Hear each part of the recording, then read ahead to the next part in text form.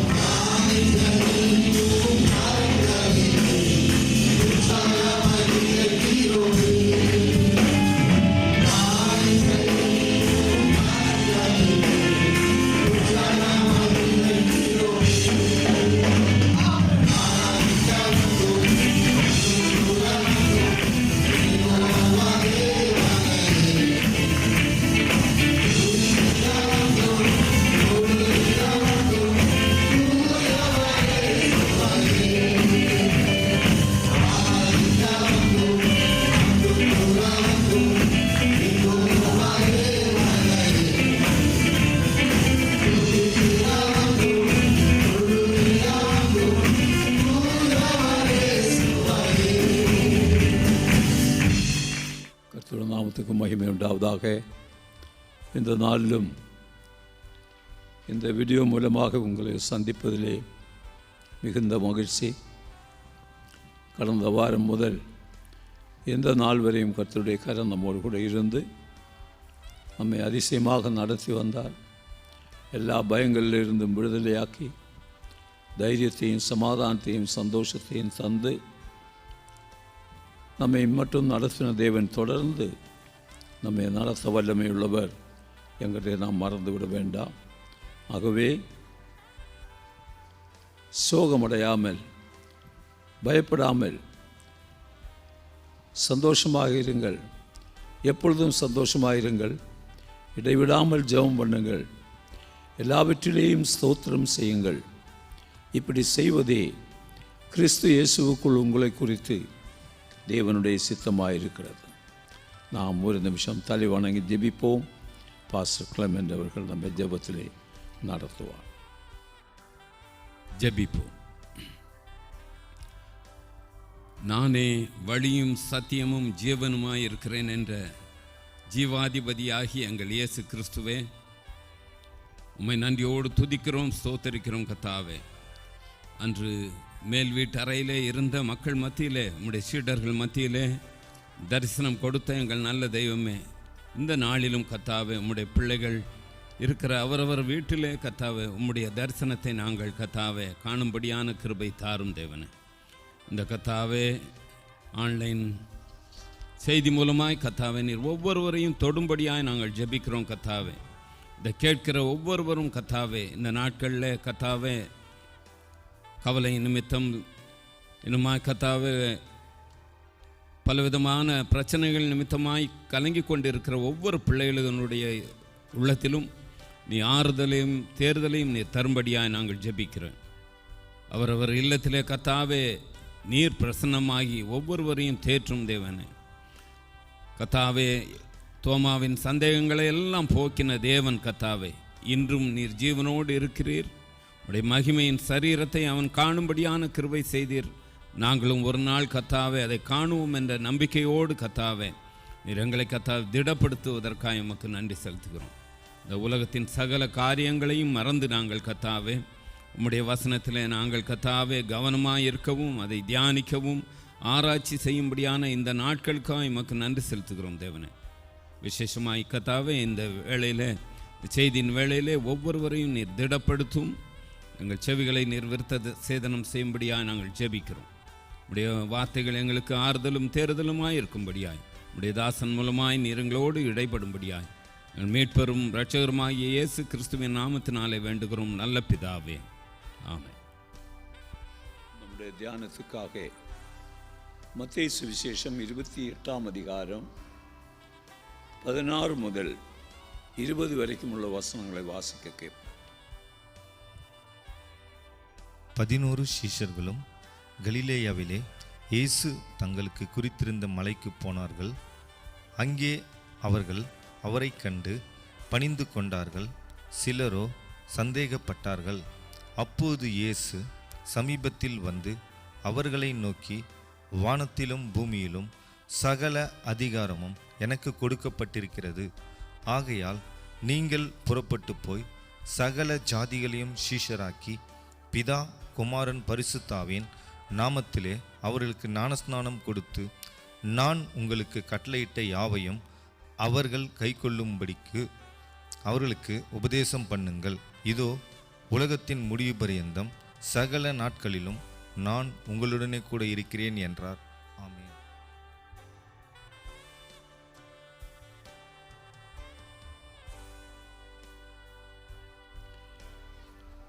உயிர்த்தெழுந்த இயேசு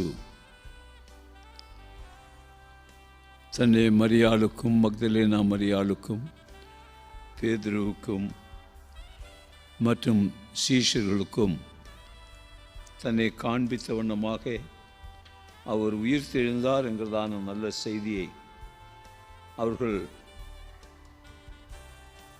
நம்பாமல் இருந்தவர் அவரை கண்டு விசுவாசித்ததாக நாம் இங்கே பார்க்கின்றோம். கடைசியாக பார்க்கும்போது யோவான் 20ஆம் அதிகாரம் 26 முதல் 30 வரைக்கும் உள்ள வசனங்களை வாசிக்கும்போது அந்த சீஷர்கள் 11 பேர் ஒரு குறிப்பிட்ட மலையிலே கூடியிருந்தார்கள். இயேசு அவர்களை சந்தித்ததாக நாம் பார்க்கின்றோம். ஒரு முறை 11 பேர், இன்னொரு முறை 10 பேர், 7 பேர், இப்படி பல நேரங்களிலே இயேசுவானவர் தன்னை சீஷர்களுக்கு காண்பித்தார் என்று பார்க்கின்றோம். 1 கொரிந்தியர் 15ஆம் அதிகாரம் 6ஆம் வசனத்தில் வரும்போது கடைசியாக கிட்டத்தட்ட 500 சகோதரர்கள் பார்த்துட்டு இருக்கும்போதே அவர் எடுத்துக்கொள்ளப்பட்டார் என்று பார்க்கின்றோம். கர்த்தருக்குள் பிரியமானவர்களே, ஆண்டவராகிய இயேசு கிறிஸ்து உயிர்த்தெழுந்து அவர் மரணமடைந்து பழைய ஏற்பாடு பாதாளத்துக்கு அல்லது பரதீசைக்கு சென்று அங்கே சிறைப்பட்டிருந்தவர்களை சிறையாக்கி கொண்டு தன் பிதாவின் வீட்டுக்கு நேராக அவர் பிரயாணமாய் சென்று அந்த இடத்திலே அந்த பரிசுத்தவான்களை பிதாவினிடத்துக்கு ஒப்படைத்த பிறகு திரும்ப வந்து அவரே தங்களுக்கு சீஷர்களுக்கு காண்பித்தார். சந்தேகக்காரனாகிய தோமாவுக்கும் கூட அவரை வெளிப்படுத்தினார். நீ உன் விரல் என்னுடைய ஆணிப்பழுதியிட்ட கரங்களில் போட்டு பார், இது நான் தான் என்று உறுதியாக சொன்னார். அவர் மறுபடியுமாக மத்தேயு 28ஆம் அதிகாரத்தில் நாம் வரும்போது நாம் வாசிக்க கேட்ட வண்ணமாக வானத்திலும் பூமியிலும் உள்ள சகல அதிகாரமும் எனக்கு கொடுக்கப்பட்டிருக்கிறது. ஆகையால் நீங்கள் உலகமெங்கும் போய் இந்த சுவிசேஷத்தை அறிவிக்க வேண்டும், சகல சிருஷ்டிகளையும் சீஷராக்கி அவளுக்கு பிதா குமாரன் பரிசுத்தாவின் நாமத்தினாலே ஞானஸ்நானம் கொடுங்கள் என்று சொல்லி தன்னுடைய சீஷர்களுக்கு கட்டளையிட்டார். அதுக்கு முன்னே ஒரு முறை கூட இயேசுவானவர் எல்லா அதிகாரமும் எனக்கு கொடுக்கப்பட்டிருக்கிறது என்று சொல்லவில்லை. அவர் சரீரத்தில் இருந்தார், சரீரத்தினுடைய எல்லைக்குள்ளே அவர் இருந்தார். ஆகவே அவர் உலகத்துக்கு இரட்சகராக, உலகத்துக்கு தெய்வமாக அவர் காணப்பட முடியாவிட்டாலும் அவர் ஒரு இடத்தில் ஒரே நேரத்தில் மாத்திரம்தான் தங்கியிருக்க முடியும். உதாரணமாக அவர் கலிலாவில் இருந்தால் நிச்சயமாக இந்த வேலூர் மாவட்டத்திலே இயேசு இருக்க முடியாது. ஏனென்றால் அவர் சரீரத்திலே மாம்சத்திலே காணப்பட்டார். இது ஒரு உலக தேவன், உலக தெய்வம், உலகத்துக்கு தேவனாயிருக்கிற கிறிஸ்து இதுக்கு அப்பாற்பட்ட நிலைமையிலே அந்த மாம்சிக சரீரத்தை ஒப்படைத்து அவர் ஆவிக்குரியதான பரிசுத்த ஆவியினாலே அவர் மறுபடியுமாக தேற்றரவாளனாக இந்த உலகத்திலே வந்த நோக்கம் அவர் எல்லா இடத்திலும் எல்லா நேரங்களிலும் காணப்படும்படியாக, இந்த உலகமெங்கும் காணப்படுகிறதான அவருடைய பிள்ளைகள், விசுவாசிகள் அல்லது தேவனுடைய சபைக்குட்பட்டவர்கள் அவர்களோடு கூட எப்போதும் காணப்படும்படியாக இயேசுவானவர் உயிர்த்தெழுந்தார். அவர் ஒரு குமாரனாக இந்த உலகத்துக்கு வந்தார். பிதாவாகிய தேவனோடு கூட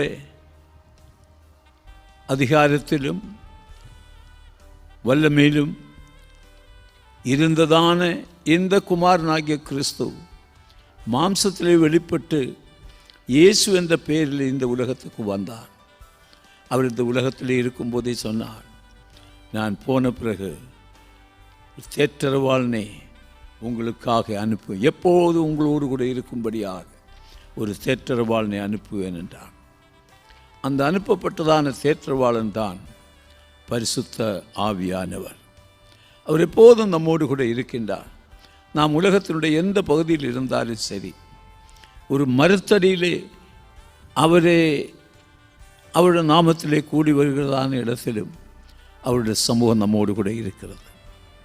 எந்த இடத்திலே கூடினாலும் என் நாமத்தினாலே 2 3 பேர் எங்கே கூடினாலும் அவர்கள் மத்தியிலே நான் இருப்பேன் என்று ஆண்டவராகிய இயேசு கிறிஸ்து சொன்னார்.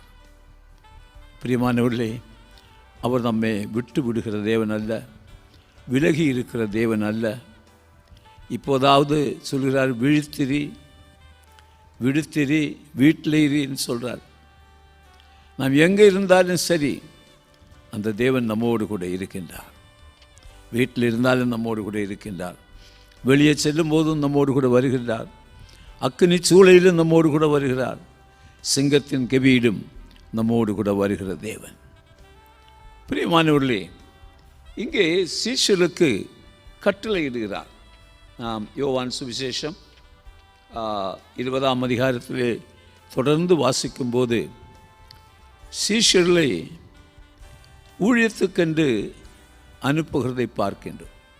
மத்தேயு சுவிசேஷத்திலும் கூட நாம் பார்க்கின்றோம். 10ஆம் அதிகாரத்திலே 2 பேரை அனுப்பினார். அனுப்பும்போது சொன்னார், நீங்கள் பிரயாணத்துக்காக நீங்கள் எதையும் எடுத்து போக வேண்டாம், உங்கள் பணப்பையை எடுத்து போக வேண்டாம், 2 வஸ்திரங்களை எடுத்து போக வேண்டாம். நீங்கள் ஒரு பட்டணத்திலாவது ஒரு கிராமத்திலாவது செல்லும்போது அங்கே தகுதியான வீடு எது என்று கண்டு அங்கே தங்குங்கள். நீங்கள் அந்த வீட்டுக்குள்ளே வரும்போது அந்த வீட்டை வாழ்த்துங்கள், சமாதானம் என்று வாழ்த்துங்கள். அருமையானவர்களே, நமக்குள்ளே சமாதானம் இருந்தால் தான் நாம் மற்றவர்களுக்கு சமாதான வார்த்தைகளை கூற முடியும். சமாதானம் என்கிறது பணத்துக்கு வாங்க முடியாத ஒன்று. அது சமாதான பிரபு நம்முடைய உள்ளத்திலே வரும்போது இலவசமாக ஒரு கிஃப்டாக தேவன் நமக்கு கொடுக்கக்கூடியதான ஒன்று. அந்த சமாதானம் எல்லா புத்திக்கும் மேலான தேவ சமாதானம். அந்த சமாதானமானது எந்த சூழ்நிலைமையிலும் நம்ம தைரியமாக இருக்கக்கூடியது சமாதானம். அது நமக்கு சந்தோஷத்தை தருகிறது, அது நமக்கு ஆறுதலை தருகிறது. இந்த சமாதானத்தை அந்த வீட்டுக்கு நீங்கள் கூறுங்கள் என்று சொன்னார்.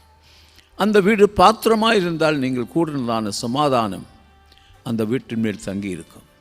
இல்லை, பாத்திரமான வீடு இல்லாவிட்டால், அந்த வீட்டில் உங்களை ஏற்றுக்கொள்ளாவிட்டால் நீங்கள் அந்த வீடை விட்டு இன்னொரு ஊருக்கு போங்கள். நீங்கள் உங்கள் காலின் தூசியை உதறிவிட்டு செல்லுங்கள். நியாயத்தீர்ப்பு நாளில் அந்த தூசி பேசும் என்கிறதே அவருக்கு தெளிவாக சொன்னார். இங்கே பார்க்கின்றோம், நீங்கள் உலகமெங்கும் போய் சுவிசேஷத்தை அறிவியுங்கள். ஆண்டவராகிய இயேசு கிறிஸ்து உயிர் தெரிந்த பின்பு 40 நாள் அளவும் தங்கள் சீஷர்களுக்கு காட்சியளித்தார். அநேக காரியங்களை குறித்து அவருக்கு கற்றுக் கொடுத்தார். குறிப்பாக இந்த உலக சுவிசேஷ ஊழியத்தை குறித்து இயேசுவானவர் சீஷர்களுக்கு கட்டளையிட்டார் என்று பார்க்கின்றோம். என்ன செய்ய வேண்டும்? நீங்கள் உலகமெங்கும் போய் சுவிசேஷத்தை அறிவியுங்கள்.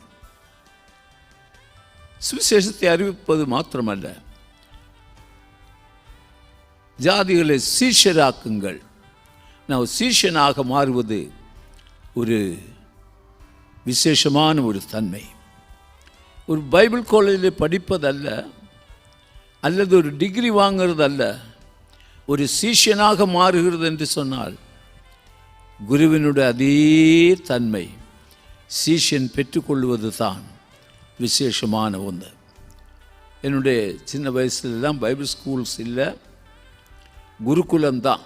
ஒரு குரு என்ன செய்கிறாரோ என்ன சொல்கிறாரோ அதை கீழ்ப்படிய வேண்டும். குரு சீஷன். சீஷன் வாதாட வழி இல்லை. சீஷன் மறு பேச்சுக்கு இடமில்லாத ஒருவன். சீஷன் குரு என்ன சொல்லுகிறாரோ அதை அப்படியே ஏற்றுக்கொள்ள வேண்டும். அது கொஞ்சம் கடினம்தான், ஆனாலும் நிச்சயமாக அது கீழ்ப்படியும் போது அதோட விசேஷமான ஆசீர்வாதம் உண்டு. அப்போ இங்கே சொல்லப்படுகிறது மத்தேயு சுவிசேஷத்திலே சகல ஜாதிகளையும் சீஷராக்கி, சீஷனாக வேண்டும்.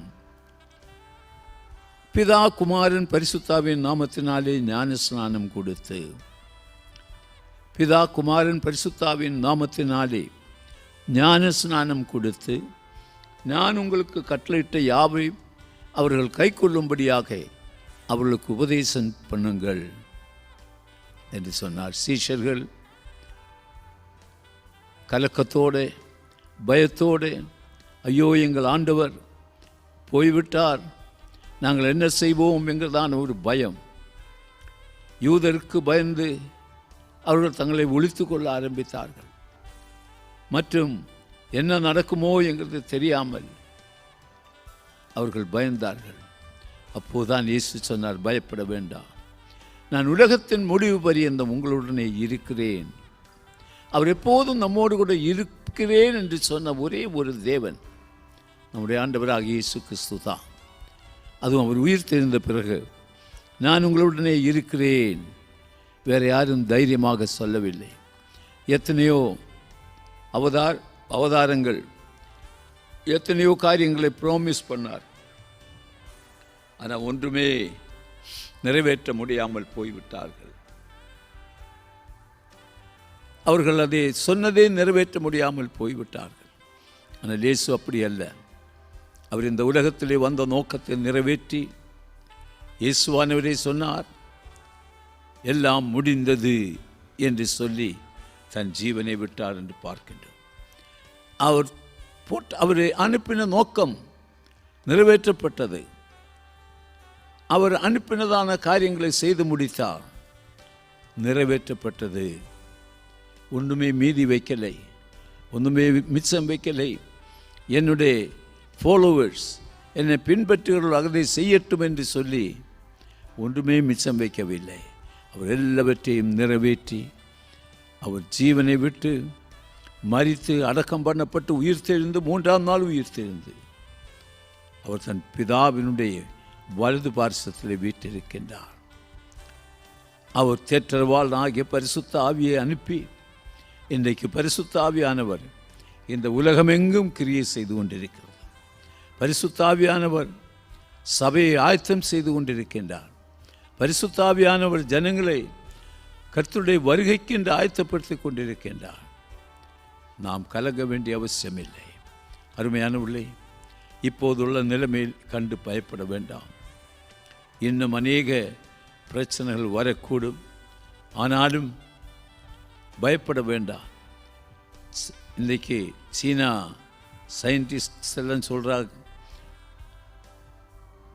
2025 வருஷம் மறுபடியும் இந்த கொரோனா வரக்கூடும்னு சொல்கிறார் நியூஸ் பேப்பர். இதே தாங்க முடியலன்னு சொல்கிறார். அப்போது இந்த உலகத்திலே பயங்கரமான காலங்கள் வருகிறது. ஆனால் எப்படிப்பட்ட காலங்கள் வந்தாலும் கர்த்தருடைய பிள்ளையே, நீங்கள் பயப்பட வேண்டிய அவசியம் இல்லை. ஏனென்றால் பயத்தை நீக்கும் தேவன் நம்மோடு கூட இருக்கின்றார். சீஷர்கள் கதவை பூட்டிக்கொண்டு அறைக்குள்ளே இருந்தபோது உயிர்த்தெழுந்த இயேசு அந்த அறைக்குள்ளே வந்து உங்களுக்கு சமாதானம் என்று சொல்லி அவருடைய சமாதானத்தினால் நிரப்பினார். அந்த தேவன் நேற்றும் என்றும் மாறாதவராக இருக்கின்றார். அருமையானவர்களே, அவருடைய சீஷர்களை இந்த ஊழியத்துக்கு அனுப்பி உலகமெங்கும் இன்றைக்கு இந்த சுவிசேஷம் பிரசங்கிக்கப்படுகிறது. இந்த உலகத்திலே சுவிசேஷம் போய் சேராத இடங்களில் அநேகர் தங்களுடைய ஜீவனையும் தியாகம் பண்ணி இந்த சுவிசேஷ ஊழியத்துக்காக அநேகர் கடந்து செல்வதை பார்க்கலாம். இது ஒரு தீர்க்க தரிசனம். இது நிறைவேற வேண்டியதான ஒன்று. இந்த உலகத்தில் சுவிசேஷம் எல்லா இடங்களிலும் பிரசங்கிக்கப்படும் போது நம்முடைய ஆண்டவராகிய இயேசு கிறிஸ்து வருவார். ஆகவே இந்த சோதனையை பார்த்து கலங்க வேண்டாம். இந்த சோதனையை பார்த்து பயப்பட வேண்டாம். ஐயோ என்று புலம்ப வேண்டாம். புலம்பல் நாவியை எடுத்து போட்டு தைரியத்தின் ஆவியை நாம் பெற்றுக்கொள்வோம். சமாதானத்தின் ஆவியை பெற்றுக்கொள்வோம். சந்தோஷமாயிருங்கள், எப்போதும் சந்தோஷமாயிருங்கள். எது இருந்தாலும் இல்லாவிட்டாலும் சந்தோஷமாயிருங்கள். எல்லாவற்றுக்காக ஸ்தோத்திரம் செய்யுங்கள். இப்படி செய்வதே கிறிஸ்து இயேசுவுக்குள் உங்களை குறித்து தேவனுடைய சித்தமாக இருக்கிறது. பிரியமானவர்களே, ஏற்ற வேளையிலே நாம் ஒருவரை ஒருவர் சந்திப்போம், கூடி ஆராதிப்போம், கூடி கர்த்தரை மகிமைப்படுத்துவோம், ஒருமித்த ஒரு நாமத்தை உயர்த்துவோம். அதுவரையும் ஜஸ்ட் ஹோல்ட் ஆன், பொறுமையாயிருங்கள், அவசரப்பட வேண்டாம், கலங்க வேண்டாம், தைரியமாயிருங்கள். கர்த்தர் நம்மோடு கூட இருக்கின்றார். கர்த்தர் உங்களை ஆசீர்வதிப்பாராக. அவருடைய சமாதானம் நம்முடைய பங்காக இருக்கட்டும். கண்களை மூடி ஜெபிக்கலாமா? அன்பின் பரலோக பிதாவே, மதுகுமாரரும் எங்கள் மீட்பெரும் இரட்சகருமாகிய இயேசுவின் நாமத்திலே வருகிறோம். இந்த நாளிலே கர்த்தாவே, உமது பிள்ளைகளோடு கூட உமது வார்த்தையை பகிர்ந்து கொள்ளக்கூடியதான இந்த நல்ல தருணத்துக்காக நாங்களுமே துதிக்கின்றோம். பிதாவே, வசனத்தை கேட்டதான ஒவ்வொருவர் மேலும் உமது சமூகம் இறங்க வேண்டுமே, உமது சந்தோஷம் இறங்க வேண்டுமே, உமது சமாதானத்தால் நிரப்ப வேண்டுமே. புதிய கிருபைகளை நீர் அவர்களுக்கு தாரும் ஆண்டவரே. இந்த நாட்களை சகிக்கக்கூடியதான கிருபையை தாரும், பொறுமையாக இருக்கக்கூடியதான கிருபையை தாரும், சந்தோஷமாக இருக்கக்கூடியதான கிருபையை தாரும், சமாதானமாக இருக்கக்கூடியதான கிருபையை தாரும், எல்லாவற்றையும் சகிக்கக்கூடியதான கிருபையை தாரும். ஒவ்வொரு விசுவாச குடும்பங்களுக்காகவும் ஜெபிக்கின்றோம் ஆண்டவரே. விசுவாச குடும்பங்களிலே காணப்படுகிறதான பாடுகள், கஷ்டங்கள், பற்றாக்குறைகள், வியாதிகள், எல்லாவற்றிலும் அவளோடு கூட இருந்து அவளுக்கு ஆறுதலையும் விடுதலையும் தந்தது நடத்த வேண்டுமே. ஏற்ற காலத்திலே நாங்கள் ஒருவரை ஒருவர் சந்திக்கவும், கூடி உம்மை ஆராதிக்கவும் நீர் எங்களுக்கு கிருபை தாரும். நீர் மகிமைப்படுமப்பா. ஜெபத்தை கேட்டீரே, உமக்கு நன்றி. இயேசுவின் நாமத்தில் பிதாவே, ஆமென். என் ஆத்துமாவே கர்த்தரை ஸ்தோத்திரி, என் முழுமே பரிசுத்த நாமத்தை ஸ்தோத்திரி. என் ஆத்துமாவே கர்த்தரை ஸ்தோத்திரி, கர்த்தர் செய்த சகல உபகாரங்களையும் மறவார். ஆமென். நம்முடைய கர்த்தராகிய இயேசு கிறிஸ்துவின் கிருபையும் பிதாவாகிய தேவனுடைய அன்பும் பரிசுத்த ஆவியின் அந்யோன்ய சகவாசம் வழி நடத்துதலும் நாம் அனைவரோடும் கூட இன்றும் என்றும் சதா காலங்களிலும் இருப்பதாக. ஆமென், ஆமென். God bless you. கர்த்தர் உங்களை ஆசீர்வதிப்பாராக.